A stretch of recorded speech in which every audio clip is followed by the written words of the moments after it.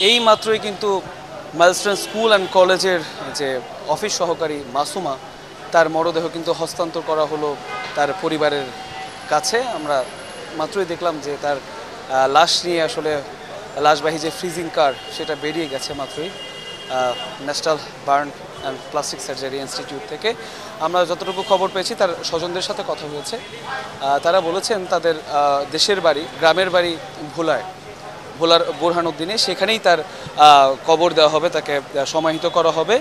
এবং আমরা জানাজার সময় জানতে চেয়েছিলাম, কিন্তু তারা বলেছেন যেহেতু ভোলা একটি নদীতে ঘেরা একটি জেলা, সেই ক্ষেত্রে সেখানে যেতে তাদের সময় লাগবে, সেই সময়টা তারা পরে জানিয়ে দেবেন।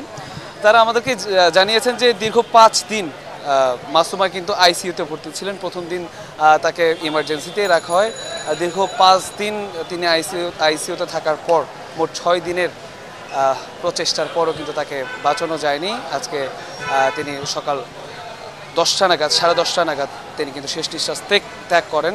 তার আগে আপনি জানেন, যেমনটা বলেছেন, জারিফ 14 বছরের শিক্ষার্থী, তিনিও কিন্তু মারা যায় এবং তার লাশও তার পরিবারের কাছে হস্তান্তর করা হয়েছে। তার পরিবারের সদস্যরা আমাদেরকে জানিয়েছেন যে আজ বাদ আসর তার জানাজার নামাজ অনুষ্ঠিত হবে উত্তরা 12 নম্বর সেক্টর জামে মসজিদে। এবং যেটা বললেন যে বাকি যারা চিকিৎসাধীন রয়েছে আইসিইউতে, আসলে মোট 5 জনের মতন ভর্তি ছিল, তার মধ্যে আজকেই কিন্তু 2 জন শেষ নিঃশ্বাস ত্যাগ করেছেন, আর 3 জন রয়েছে আইসিইউতে এবং তাদের অবস্থাও সংকটাপন্নই আমরা জেনেছি।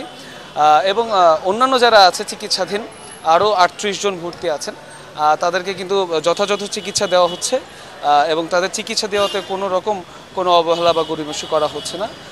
এবং আমরা যতটুকু জেনেছি যে মাসুমার কিন্তু 90% দগ্ধ হয়ে গেছিলো এবং তার মুখও কিন্তু বিকৃত হয়ে গেছিলো আগুনে পুড়ে, সেটা চেনার মতো খুবই কম অবস্থা ছিল আর কি, চেনার মতো। এবং তার স্বজনরা জানিয়েছে তার সারা শরীর কিন্তু ব্যান্ডেজ ছিল এবং খুব দ্রুতই তাকে সমাহিত করতে চাইবেন, কারণ শরীরের যে অবস্থা সেটা খুব একটা ভালো নয়। এবং তারা জানিয়েছেন যে হসপিটাল কর্তৃপক্ষ তাদেরকে কিন্তু লাশের যে গোসল দেওয়া সেটার ব্যাপারে সহযোগিতা করেছে।